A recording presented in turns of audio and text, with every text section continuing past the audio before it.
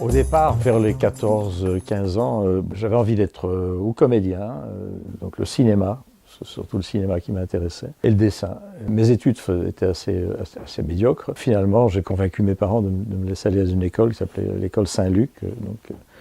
Alors une fois, ils se sont souvenus qu'ils étaient chrétiens, parce qu'avant j'étais dans l'école laïque. Je suis allé chez les Petits Frères, qui était une très bonne école d'ailleurs.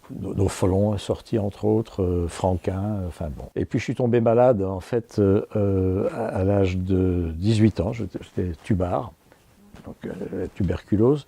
On m'a envoyé 9 mois au sanatorium. Et là, je me suis mis à développer encore mon dessin satirique, touchant ces maladies qui, à l'époque, étaient encore effrayantes, je veux dire, puisque des gens en mouraient encore. Ça me plaisait d'être au sanatorium et en même temps de satiriser ce monde, de jouer avec la mort, d'en rire. C'était du dessin satirique, assez provocateur. C'est là que je me suis rendu compte qu'on ne pouvait pas en vivre parce que la Belgique recevait les dessins qui avaient déjà été publiés en France ou aux États-Unis à des tarifs ridicules. Ces dessins étaient republiés et donc vivre de ça, c'était impossible.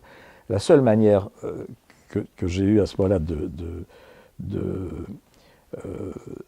gagner ma vie avec, c'était de faire du dessin politique belge. Pour ça, il y avait de l'argent, puisque ça, ils ne pouvaient pas acheter à l'étranger. Et donc, c'est un peu comme ça que je suis devenu dessinateur satirico-politique. La politique ne m'intéressait absolument pas, il a fallu que je m'y intéresse. Et puis, bon, j'ai trouvé mon chemin là-dedans, d'une façon, en ce qui me concerne, qui a toujours été assez indépendante, non militante, mais en essayant de tirer à boulet rouge, en général, sur les plus puissants.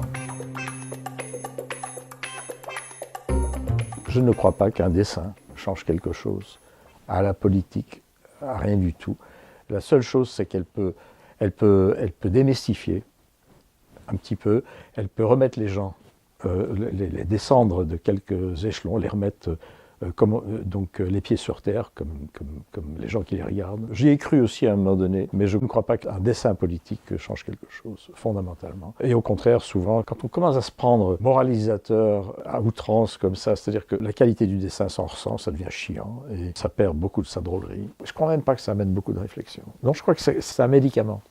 Je crois que c'est important. Des choses qui nous pèsent, ou un personnage politique qui nous pèse, je veux dire qu'on ne peut plus voir en peinture, par exemple. Un bon dessin là-dessus, qui nous fait rire, c'est un bon médicament. Au départ, mes maîtres de référence, il y avait des anglo-saxons, dont Ronald Searle, Chas Adams aux États-Unis, Siné en France. J'ai appris le dessin politique avec Siné. Je trouve que c'est la personne qui a renouvelé ce genre en France, et même pour moi en Europe, qui a redonné dans les années 50, 50-60, un vrai renouveau dans ce domaine-là, je dirais. D'une façon qui me plaisait, c'était d'une façon très forte et très provocatrice. Au bout d'un moment, il a eu une attitude un peu militante, ce que je n'ai jamais eu. Mais bon, voilà, la qualité des dessins était remarquable. Je travaillais pour le journal en Belgique spécial. J'avais fait un dessin sur le cardinal Sunens, qui était un des cardinaux qui a failli être pape aussi. Le directeur du journal a reçu une lettre de l'échevêché, qui était scandalisé par ce dessin, etc., et qui souhaitait qu'à l'avenir, donc c'était une pression qui était très forte en Belgique par rapport à l'Église.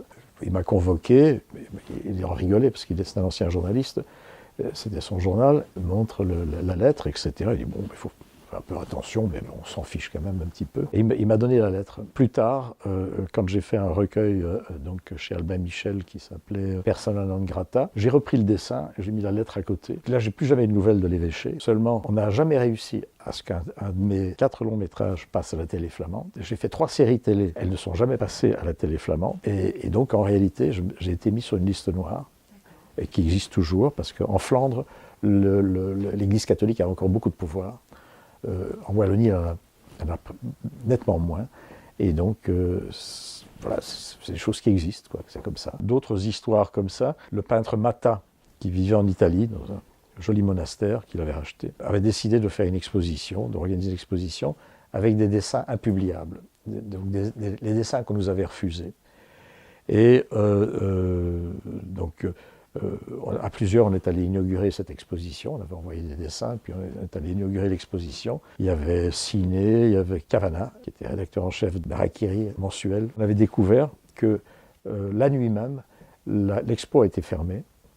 Il y a eu une plainte et qu'ils ont visité ils voulaient nous arrêter, ils ont visité tous les hôtels, Et la raison pour laquelle on ne nous ont pas trouvés, c'est que on était enregistré, chacun avait ses noms enregistrés. Moi, j'étais enregistré sous le nom de Walravens et pas Picha. Ciné était enregistré sous le nom de Ciné avec un T et pas Ciné. Et ce qui fait qu'on est passé à côté, sinon on était en tôle. J'avais fait une nonne, de façon plus ou moins décente, se masturbant avec un crucifix. C'était à la fin des années 60. C'était l'Italie catholique, je vais dire. Donc, il y avait 3-4 dessins qui avaient été visés. Quand Tarzoun est sorti, le film a très très bien marché, d'abord Belgique, France, puis l'Europe. Quand on est sorti aux États-Unis, parce que le film a une exploitation mondiale, au bout de 3 jours d'exploitation, alors que le film démarrait très fort, ils ont réussi à créer une injunction, donc à stopper. Ils nous ont fait couper chaque fois que le mot Tarzoun apparaissait. Donc le film est ressorti avec des copies tronquées au bout d'une semaine. On a eu des problèmes avec la censure, pas sur des histoires de sexe, bizarrement. Il y avait pas mal de satire à ce niveau-là dans le film, mais pour des histoires de violence avec les animaux.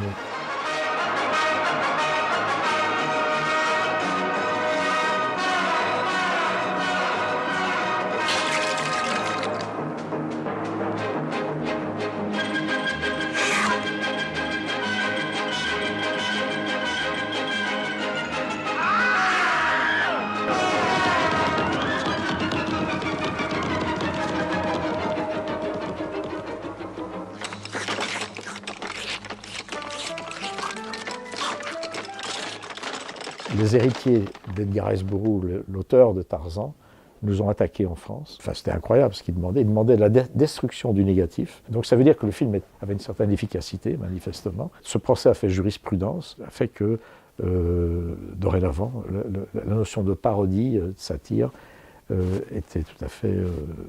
donc il n'y a plus aucun problème avec ça au niveau du cinéma, parce que le problème ne s'était jamais posé d'une façon aussi violente, manifestement.